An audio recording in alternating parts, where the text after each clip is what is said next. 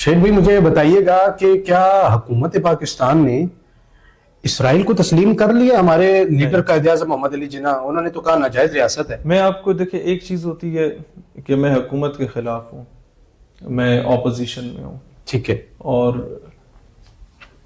مجھے کئی چیزوں سے اختلاف ہے.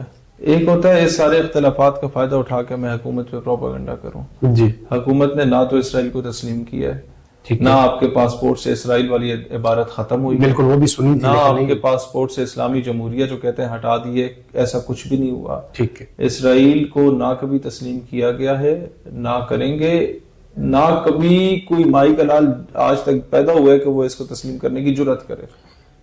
پاکستان میں کوئی نون لیگی ہے یا پی پی والا ہے یا پی ٹی آئی والا ہے یا ہماری پارٹی والا ہے، وہ بعد میں ہے، پہلے وہ مسلمان ہیں. جی بالکل ایسے ہی، پہلے وہ پاکستانی، اور پاکستانی وہی ہے جو قائد اعظم کی آئیڈیالوجی کے ساتھ ہے، بالکل بعد میں اس کی جماعتیں ہیں. تو یہ آپ تصور ہی نہ کریں کہ نون لیگ کا کوئی سربراہ اٹھ کے اسرائیل کو تسلیم کرنے کی بات کرے اور اس کی اپنی پارٹی اس کے خلاف اس کے گریبان نہ پکڑے. پی پی کا اگر بلاول یا زرداری اس طرح کا فیصلہ کرے گا، ہمیں کچھ کرنے کی ضرورت نہیں پڑے گی، پی پی کی قیادت اس کا گریبان پکڑے گی. سر یہ لوگ پہلے مسلمان ہیں، پہلے مسلمان. آپ نے 1973 اور 74 میں ختم نبوت کی تحریکیں نہیں دیکھی؟ جی بھٹو کو کس نے مجبور کیا تھا کہ آپ ایک فتنے کو نان مسلم مائنورٹی ڈکلیئر کریں؟ علماء نے. بالکل اس سے پہلے پیپلز پارٹی نے مجبور کیا تھا، ان کی اپنی پارٹی. یس. کیا وہ مسلمان نہیں تھے؟ بالکل. پی پی والے 100 اختلاف رکھیں، لیکن بھٹو نے اپنا ووٹ بینک بھی تو بچانا تھا. مطلب آپ یہ کہنا چاہتے ہیں کہ اگر شہباز شریف صاحب نے یا ہماری حکومت نے اگر ایکسپٹ کر لیا تو پہلے نون لیگ والے ہی ان کے گربان؟ ڈیفینیٹلی 110%. کوئی ایک نون لیگی نیچے آ کے کمنٹ کر دے کہ ہم ایسا نہیں کریں گے، آپ کے میں سیاست چھوڑ دیتا ہوں. آپ یہ اوپن دعویٰ اور چیلنج ہے. یس یس. کوئی نون لیگی ایسا نہیں ہے جو کہے کہ نہیں اگر ہماری قیادت تسلیم کر لے اسرائیل کو تو ہم کہیں گے آمین ہے. نو سر، وہ پہلے مسلمان ہے اور پہلے پاکستانی ہے، اور یہ ان بلٹ فیکٹر ہے لوگوں کا.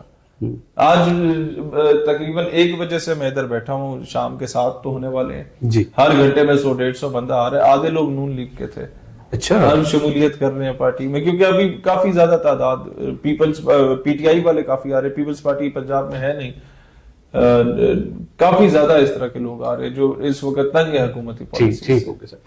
اچھا مجھے بتائیے گا، وزیر اعظم پاکستان کے امریکہ کے دورے، ٹرمپ کے ساتھ ملاقاتیں، تو کیا کچھ بڑا ہونے جا رہا ہے؟ کچھ ہو رہا ہے؟ کیا ہو رہا ہے؟ کیوں ملاقاتیں کی جا رہی ہیں؟ دیکھیں، ملاقات کرنے میں تو ہمیں کبھی اعتراض نہیں ہے، آپ کو کرنی چاہیے، انہیں اپنا دوست بنائیں، بھائی بنائیں، بس باپ نہ بنائیں. اس طرح نہ کریں کہ شرم الشیخ کی کانفرنس ہو رہی ہے، سارے مسلمان ہے اور آپ کہہ رہے ہیں آئی سلوٹ یو فار وٹ؟